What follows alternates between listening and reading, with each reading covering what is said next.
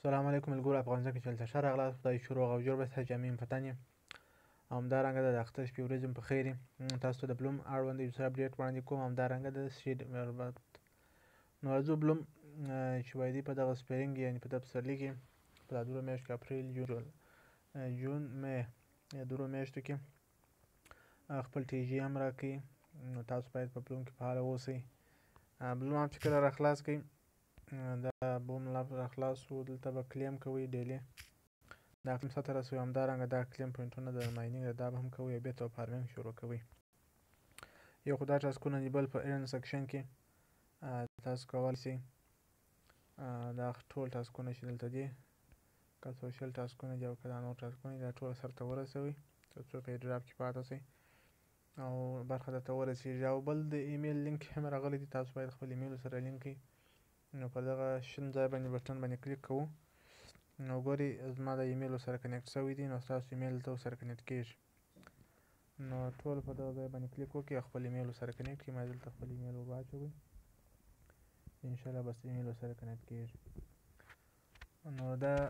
ټول ټاسکونه دي انشاءالله بلوم ښه پروژه 5 میلیونه فنډینګ هم لري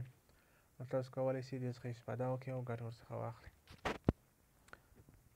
بل راځو د سیډ مربوط یو څه اپډیټ راغلی دی او درته تشریح کوم د سیډ ویب سایټ خو نو ستاسو انشاءالله زده دی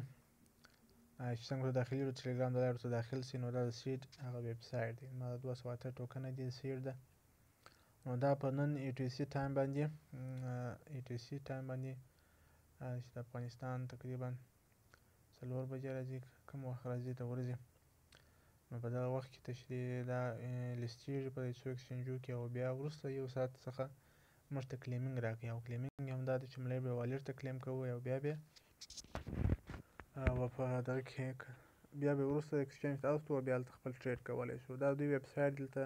مختلف بخشونه دي دا نوی د ګیم نوی دغه چې دی پلی طریقه هم دلته راغلی چې نوی ګیم څنګه کوو او مارکیټ هم دی او سټیکینګ برخه هم شته هلته تاسو کولی شئ خپل سیډ پوینټونه سټیک کړئ او دا والټ کنیکشن چې دی سوی والټ دا دلته نه ورسره کنیکټ کېږي ویب سایټ لینک پرې اخلئ په والټ په ویب سایټ کې بیا سرچ کوئ بیا وروسته هغه ته ټلیګرام د لارې ورته داخلیږي او بیا به وروسته هلته خپل سوی والټ سره کنیکټ کړئ نو بیا انشاءالله اسانه دی دا ټسکینګ دی فلیکسیبل چې دی 10% دی او د هغه رنګه 10 ورځو دپاره که چېرې تاسو ټیک کړئ نو 200% APY درکوي معنا ګټه نو دا د دې هغه برخه ده نو په دې بیا وروسته خبرې وکړو چې قیمت بیا څومره زیات شي که چېرې ښه قیمت و ښه ګټه یې ورکولو نو بیا به په ګیم پروسه کې هم برخه واخلو او ګیم به هم کوو تر څو نور سیډ کوینونه هم ماین کړو او دلته نورې نفټیان وي هغه مخکې خلکو په ارزانه قیمت رانیولې نو وروسته به بیا فکر وکړو چې موږ ته ګټه کوي که نه کوي بیا به ورسره جوین کړو نو دا و د دغه سیډ مربوط اړوند ایډراپ یو څه اپډیټ کولی شئ د نورو معلوماتو لپاره زما یوټیوب چینل سره سبسکرایب کړئ همدارنګه واتساپ او ټلیګرام کې هم که چیرې کوم پوښتنه درلوده درسره جوین یې کړئ او خپل مشکل او پوښتنه راسره شریکه کړئ نو ښه وخت والسلام